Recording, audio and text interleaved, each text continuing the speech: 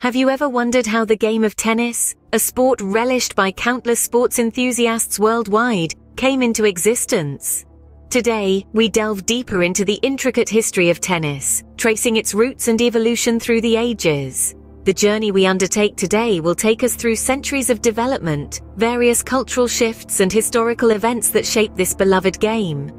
Our expedition begins in the 12th century, in the tranquil monastic cloisters of northern France. Here, nestled amidst the stunning architecture and echoing chants of pious monks, the seed of the game we now call tennis was sown. The monks, seeking amusement during their periods of respite, engaged in a simple handball game against their monastery's imposing stone walls. This gave birth to an early form of tennis, known as Jeu de paume, or game of the palm.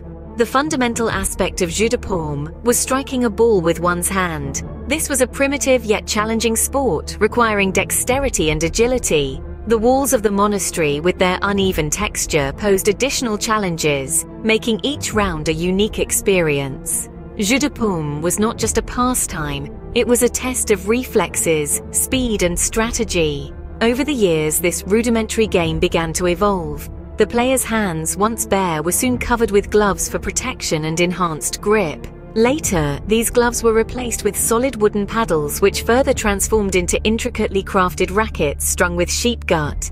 With each innovation, the games changed, becoming more complex and competitive. The Jeu de paume gradually trickled down from the monastic corridors to the noble courts, where it found favor with the aristocrats. The game's popularity exploded during the Renaissance, where it was often depicted in art and literature. The rules became more structured, and tournaments became regular social events. The rudimentary game of handball had evolved into a sport that was both a spectator's delight and a player's challenge. The French Revolution brought a temporary halt to the game's progression. However, after the upheaval, the game resurfaced, albeit with a new name, real tennis or royal tennis.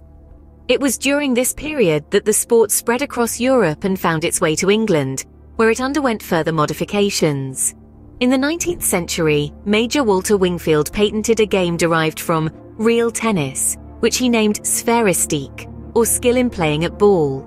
He introduced a rectangular court, simplified rules, and lightweight rackets, leading to the modern version of the game. As the game spread to other continents, it was adopted, adapted, and loved by many. The formation of tennis clubs, the introduction of tennis in the Olympics, the establishment of Grand Slam tournaments, all contributed to the game's increasing popularity. Tennis, once a modest monastery game, had evolved into a global sport, uniting people regardless of their cultural, social, or geographical differences. Today, tennis continues to evolve, with new technologies and strategies being introduced regularly. Yet the essence of the game remains the same. It's a battle of skill, strategy, endurance, and mental strength. From the serene monastic cloisters to the buzzing Grand Slam courts, tennis has indeed come a long way. The game, known as Jeu de paume or Game of the Palm, was the earliest form of tennis. Fast forward to the 16th century, when rackets were introduced to the game. The game, now called real tennis or royal tennis, gained popularity among the upper class and royalty, including French King Louis VIII and England's Henry VIII. The 18th century saw a decline in the popularity of real tennis, but the sport was far from forgotten. In the mid-19th century, Major Walter Clopton Wingfield, a British Army officer, patented a game he called spheristique, which is Greek for playing at ball. He simplified the rules of real tennis and designed an hourglass-shaped court. This game is widely considered the precursor of modern lawn tennis. In the year 1874, the first lawn tennis tournament was held at Wimbledon, London. The event marked the beginning of tennis as a competitive sport, and Wimbledon is now one of the 4 Grand Slam tournaments, alongside the US Open, Australian Open, and French Open. The turn of the 20th century brought about significant changes in the game. In 1900, the Davis Cup, an international team event, was established. 28 years later, the International Lawn Tennis Federation, now known as the International Tennis Federation, was formed to standardize the rules of the sport.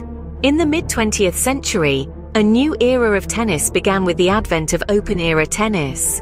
In 1968, professional players were allowed to compete with amateurs in Grand Slam tournaments for the first time. This move revolutionized the sport, leading to the rise of iconic players and thrilling matches that we enjoy today. To summarize, the history of tennis is a captivating journey that spans centuries. From a monastic game in the 12th century, tennis has evolved into a global sport enjoyed by millions.